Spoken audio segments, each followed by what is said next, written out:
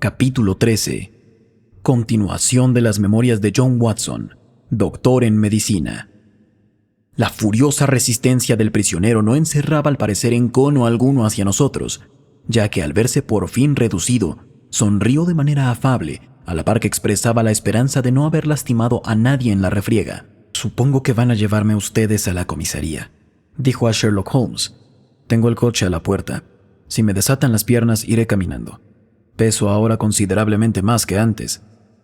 Gregson y Lestrade intercambiaron una mirada, como si se les antojara la propuesta un tanto extemporánea, pero Holmes, cogiendo sin más la palabra al prisionero, aflojó la toalla que habíamos enlazado a sus tobillos. Se puso aquel en pie y estiró las piernas, casi dudoso por las trazas de que las tuviera otra vez libres. Recuerdo que pensé, según estaba ahí delante de mí, haber visto en muy pocas ocasiones hombre tan fuertemente constituido. Su rostro moreno, tostado por el sol, traslucía una determinación y energía no menos formidables que su aspecto físico. «Si está libre la plaza de comisario, considero que es usted la persona indicada para ocuparla», dijo, mirando a mi compañero de alojamiento con una no disimulada admiración. «El modo como ha seguido usted mi pista raya en lo asombroso». «Será mejor que me acompañen», dijo Holmes a los dos detectives. «Yo puedo llevarlos en mi coche», repuso Lestrade. «Bien, que Gregson suba con nosotros a la cabina. Y usted también, doctor. Se ha tomado con interés el caso y puede sumarse a la comitiva». Acepté de buen grado y todos juntos bajamos a la calle. El prisionero no hizo por emprender la fuga, sino que tranquilamente entró en el coche que había sido suyo, seguido por el resto de nosotros. Lestrade se aupó al pescante, arreó al caballo y en muy breve tiempo nos condujo a puerto. Se nos dio entrada a una habitación pequeña, donde un inspector de policía anotó el nombre de nuestro prisionero, junto con el de los dos individuos a quienes la justicia le acusaba de haber asesinado. El oficial, un tipo pálido e inexpresivo, procedió a estos trámites como si fueran de pura rutina. «El prisionero comparecerá a juicio en el plazo de 1 semana», dijo. «Entretanto, ¿tiene algo que declarar, señor Hope? Le prevengo que cuanto diga puede ser utilizado en su contra». «Mucho es lo que tengo que decir», repuso lentamente nuestro hombre. «No quiero guardarme un solo detalle». «¿No sería mejor que atendiera a la celebración del juicio?», preguntó el inspector. «Es posible que no llegue ese momento», contestó. «Mas no se alteren. No me ronda la cabeza la idea del suicidio. ¿Es usted médico?». Volvió hacia mí sus valientes ojos negros en el instante mismo de formular la última pregunta. «Sí», repliqué. «Ponga entonces las manos aquí», dijo con una sonrisa, al tiempo que con las muñecas esposadas se señalaba el pecho. Le obedecí, percibiendo acto seguido una extraordinaria palpitación y como un tumulto en su interior. Las paredes del pecho parecían estremecerse y temblar como un frágil edificio en cuyos adentros se ocultara una maquinaria poderosa. En el silencio de la habitación, acerté a oír también un zumbido o bordoneo sordo, procedente de la misma fuente. «¡Diablos!», exclamé. «Tiene usted un aneurisma aórtico». «Así le dicen, según parece», repuso plácidamente. «La semana pasada acudí al médico y me aseguró que estallaría antes de no muchos días. Ha ido empeorando de año en año desde las muchas noches al sereno y el demasiado ayuno en las montañas de Salt Lake. Cumplida mi tarea, me importa poco la muerte, mas no quisiera irme al otro mundo sin dejar en claro algunos puntos. Preferiría no ser recordado como un vulgar carnicero». El inspector y los dos detectives intercambiaron presurosos unas cuantas palabras sobre la conveniencia de autorizar semejante relato.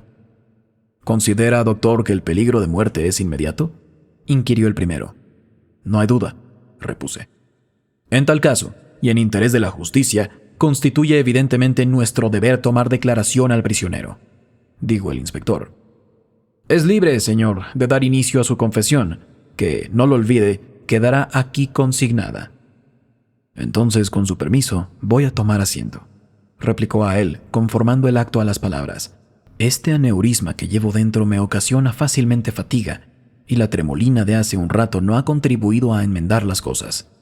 Hallándome al borde de la muerte, comprenderán ustedes que no tengo mayor interés en ocultarles la verdad. Las palabras que pronuncie serán estrictamente ciertas. El uso que hagan después de ellas es asunto que me trae sin cuidado». Tras este preámbulo, Jefferson Hope se recostó en la silla y dio principio al curioso relato que a continuación les transcribo. Su comunicación fue metódica y tranquila, como si correspondiera a hechos casi vulgares. Puedo responder de la exactitud de cuanto sigue, ya que he tenido acceso al libro de Lestrade, en el que fueron anotadas puntualmente, y según iba hablando, las palabras del prisionero. «No les incumbe saber por qué odiaba yo a estos hombres», dijo. «Importa tan solo que eran responsables de la muerte de 2 seres humanos, un padre y una hija, y que, por tanto, habían perdido el derecho a sus propias vidas». Tras el mucho tiempo transcurrido desde la comisión del crimen, me resultaba imposible dar prueba fehaciente de su culpabilidad ante un tribunal. En torno a ella, sin embargo, no alimentaba la menor duda, de modo que determiné convertirme a la vez en juez, jurado y ejecutor. ¿No hubiesen ustedes obrado de otro modo a ser verdaderamente hombres y encontrarse en mi lugar? La chica de la que he hecho mención era, hace 20 años, mi prometida. La casaron por la fuerza con ese Drever, lo que vino a ser lo mismo que llevarla al patíbulo. Yo tomé de su dedo exangüe el anillo de boda, prometiéndome solemnemente que el culpable no habría de morir sin tenerlo ante los ojos, en recordación del crimen en cuyo nombre se le castigaba. Esa prenda ha estado en mi bolsillo durante los años en que perseguí por 2 continentes y al fin di caza a mi enemigo y a su cómplice. Ellos confiaban en que la fatiga me hiciese cejar en el intento, mas confiaron en vano. Sí, como es probable, muero mañana, lo haré sabiendo que mi tarea en el mundo está cumplida y bien cumplida. Muertos son y por mi mano. Nada ansío ni espero ya. Al contrario que yo, eran ellos ricos, así que no resultaba fácil seguir su pista. Cuando llegué a Londres apenas si me quedaba un penique y no tuve más remedio que buscar trabajo. Monto y gobierno caballos como quien anda. Pronto me viene el empleo de cochero. Cuanto excediera de cierta suma que cada semana había de llevar al patrón era para mi bolsillo. Ascendía por lo común a poco, aunque pude ir tirando.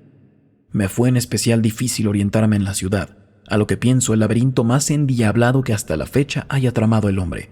Gracias, sin embargo, a un mapa que llevaba conmigo, acerté, una vez localizados los hoteles y estaciones principales, a componérmelas no del todo mal. Pasó cierto tiempo antes de que averiguase el domicilio de los 2 caballeros de mi entretelas, mas no descansé hasta dar con ellos. Se alojaban en una pensión de Camberwell, al otro lado del río. Supe entonces que los tenía a mi merced. Me había dejado crecer la barba, lo que me tornaba irreconocible. Proyectaba seguir sus pasos en espera del momento propicio. No estaba dispuesto a dejarlos escapar de nuevo. Poco faltó, sin embargo, para que lo hicieran. Se encontraran donde se encontrasen, andaba yo pisándoles los talones. A veces les seguía en mi coche, otras a pie, aunque prefería lo primero, porque entonces no podían separarse de mí. De ahí resultó que solo cobrara las carretas a primera hora de la mañana o a última de la noche, principiando a endeudarme con mi patrón. Me tenía a ellos sin cuidado, mientras pudiera echarles el guante a mis enemigos. Eran estos muy astutos, sin embargo. Debieron sospechar que acaso alguien seguía su rastro, ya que nunca salían solos o después de anochecido. Durante 2 semanas no los perdí de vista, y en ningún instante se separó el uno del otro. Drever andaba la mitad del tiempo borracho, pero Stangerson no se permitía un segundo de descuido. Los vigilaba de claro en claro, y de turbio en turbio, sin encontrar sombra siquiera de una oportunidad. No incurría, aún así, en el desaliento, pues una voz interior me decía que había llegado mi hora. Solo tenía un cuidado, que me estallara esta cosa que llevo dentro del pecho demasiado pronto, impidiéndome dar remate a mi tarea. Al fin, una tarde en la que llevaba ya varias veces recorrida en mi coche Torquay Terrace, tal nombre distinguía a la calle de la pensión donde se alojaban, observé que un vehículo hacía alto justo delante de su puerta. Sacaron de la casa algunos bultos y poco después, Drever y Stangerson, que habían aparecido tras ellos, partieron en el carruaje. Incité a mi caballo y no los perdí de vista, aunque me inquietaba la idea de que fueran a cambiar otra vez de residencia. Se apearon en Euston Station y yo confié mi montura a un niño mientras lo seguía hasta los andenes. Oí que preguntaban por el tren de Liverpool y también la contestación del vigilante, quien les explicó que ya estaba en camino y que habían de aguardar 1 hora hasta el siguiente. La noticia pareció alterar grandemente a Stangerson y producir cierta complacencia en Drever. Me arrimé a ellos lo bastante para escuchar cada una de las palabras que a la sazón se intercambiaban. Drever dijo que le aguardaba un pequeño negocio y que si el otro tenía a bien esperarle, se reuniría con él a no mucho tardar. Su compañero no se mostró conforme y recordó su acuerdo de permanecer juntos. Drever repuso que el asunto era delicado y que debía tratarlo él solo. No pude oír la réplica de Stangerson, mas Drever prorrumpió en improperios, diciendo al otro que no era al cabo sino un sirviente a sueldo, sin títulos para ordenarle esto o lo de más allá. Entonces prefirió ceder el secretario, tras de lo cual quedó convencido que Drever se reuniría con Stangerson en el Hotel Halliday Private, caso de que llegase a perder el último tren. El primero aseguró que estaría de vuelta en los andenes antes de las 11 y abandonó la estación. La ocasión que tanto tiempo había guardado parecía ponerse por fin al alcance de mi mano. Tenía a mis enemigos en mi poder. Juntos podían darse protección uno al otro, mas por separado se hallaban a mi merced. No me dejé llevar, sin embargo, de la premura. Mi plan ya estaba dibujado. No hay satisfacción en la venganza a menos que el culpable encuentre modo de saber de quién es la mano que lo fulmina y cuál es la causa del castigo. Entraba en mis propósitos que el hombre que me había agraviado pudiera comprender que sobre él se proyectaba la sombra de su antiguo pecado. Por ventura, el día antes, mientras visitaban unos inmuebles en Brixton Road, un sujeto había extraviado la llave de uno de ellos en mi coche. Fue reclamada y devuelta aquella misma tarde, no antes, sin embargo, de que yo hubiera hecho un molde y obtenido una réplica de la original. De este modo, ganaba acceso a un punto al menos de la ciudad donde podía tener la seguridad de obrar sin ser interrumpido. Cómo arrastrar a Drever hasta esa casa era la difícil cuestión que ahora se me presentaba. Mi hombre prosiguió calle abajo, entrando en 1 o 2 bares y demorándose en el último casi media hora. Salió del último dibujando eses, bien empapado ya en alcohol. Hizo una seña al Simón que había justo enfrente de mí. Lo seguí tan de cerca que el hocico de mi caballo rozaba casi con el codo del conductor. Cruzamos el puente de Waterloo y después, interminablemente, otras calles hasta que, para mi sorpresa, me vi en la explanada misma de donde habíamos partido. Ignoraba la razón de ese retorno, pero azucé a mi caballo y me detuve a unas 100 yardas de la casa. Drever entró en ella y el Simón siguió camino. «Denme un vaso de agua, por favor. Tengo la boca seca de tanto hablar». Le alcancé el vaso, que apuró al instante. «Así está mejor», dijo. Bien, llevaba haciendo guardia 1/4 de hora aproximadamente, cuando de pronto me llegó de la casa un ruido de gente enzarzada en una pelea. Inmediatamente después, se abrió con brusquedad la puerta y aparecieron 2 hombres, uno de los cuales era Drever y el otro un joven al que nunca había visto antes. Este tipo tenía sujeto a Drever por el cuello de la chaqueta, y cuando llegaron al pie de la escalera, le dio un empujón y una patada después que lo hizo trastabillar hasta el centro de la calle. «¡Canalla!», exclamó, enarbolando su bastón. «Voy a enseñarte yo a ofender a una chica honesta». Estaba tan excitado que sospecho que hubiera molido a Drever a palos de no poner el miserable pies en polvorosa. Corrió hasta la esquina y, viendo entonces mi coche, hizo ademán de llamarlo, saltando después a su interior. «Al Halliday's Private», dijo. Viéndolo ya dentro, sentí tal pálpito de gozo que temí que en ese instante último pudiera estallar mi aneurisma. Apuré la calle con lentitud, mientras reflexionaba sobre el curso a seguir. Podía llevarlo sin más a las afueras y allí, en cualquier camino, celebrar mi postrera entrevista con él. Casi tenía decidido tal cuando Drever me brindó otra solución. Se había apoderado nuevamente de él el delirio de la bebida y me ordenó que le condujera a una taberna. Ingresó en ella, tras haberme dicho que aguardara por él. No acabó hasta la hora de cierre, y para entonces estaba tan borracho que me supe dueño absoluto de la situación. No piensen que figuraba en mi proyecto asesinarlo a sangre fría. No hubiese vulnerado con ello la más estricta justicia, mas me lo vedaba, por así decirlo, el sentimiento. Desde tiempo atrás había determinado no negarle la oportunidad de seguir vivo, siempre y cuando supiera aprovecharla. Entre los muchos trabajos que he desempeñado en América, se cuenta el de conserje y barrendero en un laboratorio de York College. Un día, el profesor, hablando de venenos, mostró a los estudiantes cierta sustancia, a la que creo recordar que dio nombre de alcaloide, y que había extraído de una flecha inficionada por los indios sudamericanos. Tan fuerte era su efecto, que un solo gramo bastaba a producir la muerte instantánea. Eché el ojo a la botella donde guardaba la preparación, y cuando todo el mundo se hubo ido, cogí un poco para mí. No se me da mal el oficio de boticario. Con el alcaloide fabriqué unas píldoras pequeñas y solubles, que después coloqué en otros tantos estuches junto a unas réplicas de idéntico aspecto, más desprovistas de veneno. Decidí que, llegado el momento, esos caballeros extrajeran una de las píldoras, dejándome a mí las restantes. El procedimiento era no menos mortífero, y desde luego más sigiloso que disparar con una pistola a través de un pañuelo. Desde entonces, nunca me separaba de mi precioso cargamento, al que ahora tenía ocasión de dar destino. Más cerca estábamos de la 1 que de las 12, y la noche era de perros, huracanada y metida en agua. Con lo desolado del paisaje aledaño contrastaba mi euforia interior, tan intensa que había de contenerme para no gritar. Quienquiera de ustedes que haya anhelado una cosa, y por espacio de 20 años porfiado en anhelarla, hasta que de pronto la vea al alcance de su mano, comprenderá mi estado de ánimo. Encendí un cigarro para calmar mis nervios, mas me temblaban las manos y latían las sienes de pura excitación. Conforme guiaba el coche, pude ver al viejo Ferrier y a la dulce Lucy mirándome desde la oscuridad y sonriéndome, con la misma precisión con que les veo ahora a ustedes. Durante todo el camino me dieron escolta, cada uno a un lado del caballo, hasta la casa de Brixton Road. No se veía un alma, ni llegaba al oído el más leve rumor, quitando el menudo de la lluvia. Al asomarme a la ventana del carruaje, avisté a Drever, que, hecho un lío, se hallaba entregado al sueño del beodo. Lo sacudí por un brazo. «Hemos llegado», dije. «Está bien, cochero», repuso.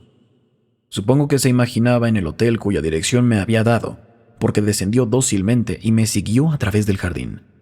Hube de ponerme a su flanco para tenerle derecho, pues estaba aún un poco turbado por el alcohol. Una vez en el umbral, abrí la puerta y penetramos en la pieza del enfrente. Le doy mi palabra de honor que durante todo el trayecto padre e hija caminaron juntos delante de nosotros.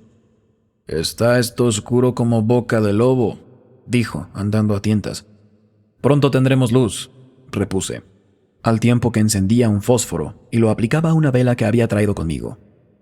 «Ahora, Enoch Drever», añadí levantando la candela hasta mi rostro, «intente averiguar quién soy yo». Me contempló un instante con sus ojos turbios de borracho, en los que una súbita expresión de horror, acompañada de una contracción de toda la cara, me dio a entender que en mi hombre se había obrado una revelación.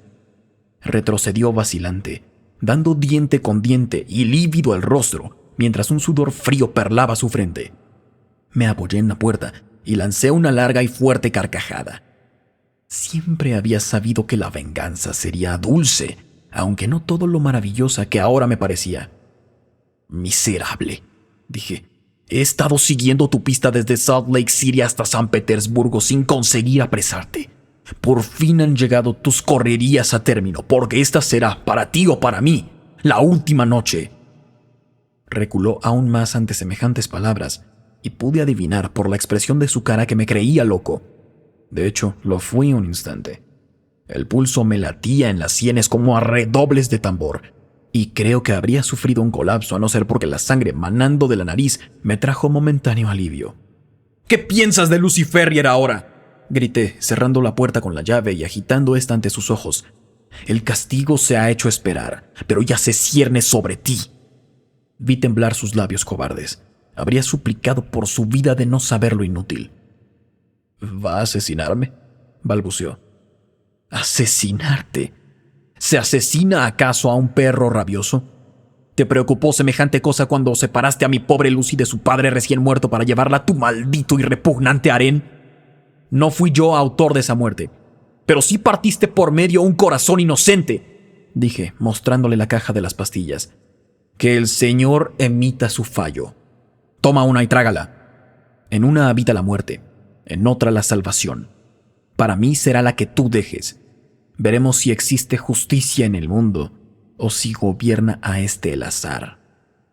Cayó de hinojos pidiendo a gritos perdón, mas yo desenvainé mi cuchillo y lo allegué a su garganta hasta que me hubo obedecido.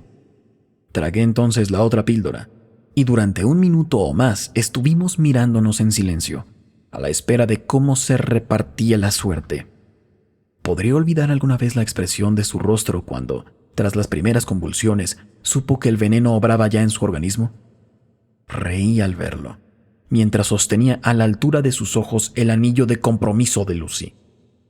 Fue breve el episodio, ya que el alcaloide actúa con rapidez.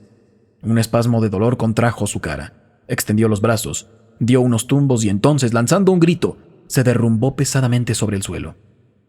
Le di la vuelta con el pie y puse la mano sobre su corazón. No observé que se moviera. Estaba muerto. La sangre había seguido brotando de mi nariz sin que yo lo advirtiera. No sé decirles qué me indujo a dibujar con ella esa inscripción. Quizá fuera la malicia de poner a la policía sobre una pista falsa, ya que me sentía eufórico y con el ánimo ligero. Recordé que en Nueva York había sido hallado el cuerpo de un alemán con la palabra Rache escrita sobre la pared. Y se me hicieron presentes las especulaciones de la prensa atribuyendo el hecho a las sociedades secretas. Supuse que en Londres no suscitaría el caso menos confusión que en Nueva York, y, mojando un dedo en mi sangre, grabé oportunamente el nombre sobre uno de los muros. Volví después a mi coche y comprobé que seguía la calle desierta y rugiente la noche.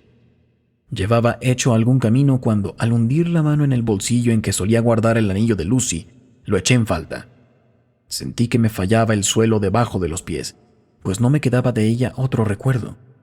Pensando que acaso lo había perdido al reclinarme sobre el cuerpo de Drever, volví grupas y tras dejar el coche en una calle lateral, retorné decidido a la casa. Cualquier peligro me parecía pequeño, comparado al de perder el anillo. Llegado allí, casi me doy de bruces con el oficial, que justo entonces salía del inmueble y solo pude disipar sus sospechas fingiéndome mortalmente borracho. De la manera dicha, encontró Enoch Drever la muerte. Solo me restaba dar idéntico destino a Stangerson y saldar así la deuda de John Ferrier. Sabiendo que se alojaba en el Halliday's Private, estuve al acecho todo el día, sin avistarlo un instante. Imagino que entró en sospechas tras la incomparecencia de Drever. Era astuto ese Stangerson y difícil de atrapar desprevenido. No sé si creyó que encerrándose en el hotel me mantenía a raya, mas en tal caso se equivocaba. Pronto averigüé qué ventana daba a su habitación, y a la mañana siguiente, sirviéndome de unas escaleras que había arrumbadas en una callejuela tras el hotel, penetré en su cuarto según rayaba el día. Lo desperté y le dije que había llegado la hora de responder por la muerte cometida tanto tiempo atrás. Le describí lo acontecido con Drever, poniéndole después en el trance de la píldora envenenada. En vez de aprovechar esa oportunidad que para salvar el pellejo le ofrecía, saltó de la cama y se arrojó a mi cuello. En propia defensa, le atravesé el corazón de una cuchillada. De todos modos, estaba sentenciado, ya que jamás hubiera sufrido la providencia que su mano culpable eligiese otra píldora que la venenosa. Poco más he de añadir, y por suerte, ya que me acabo por momentos. Seguí en el negocio del coche un día más o menos, con la idea de ahorrarlo bastante para volver a América. Estaba en las caballerizas cuando un rapaz harapiento vino preguntando por un tal Jefferson Hope, cuyo vehículo solicitaban en el 221B de Baker Street. Acudí a la cita sin mayores recelos, y el resto es de ustedes conocido. El joven aquí presente me plantó sus 2 esposas con destreza asombrosa. Tal es la historia. Quizá me tengan por un asesino, pero yo estimo, señores, que soy un mero ejecutor de la justicia, en no menor medida que ustedes mismos. Tan emocionante había sido el relato, y con tal solemnidad dicho, que permanecimos en todo instante mudos y pendientes de lo que oíamos. Incluso los 2 detectives profesionales, hechos como estaban a cuanto se relaciona con el crimen, semejaban fascinados por la historia.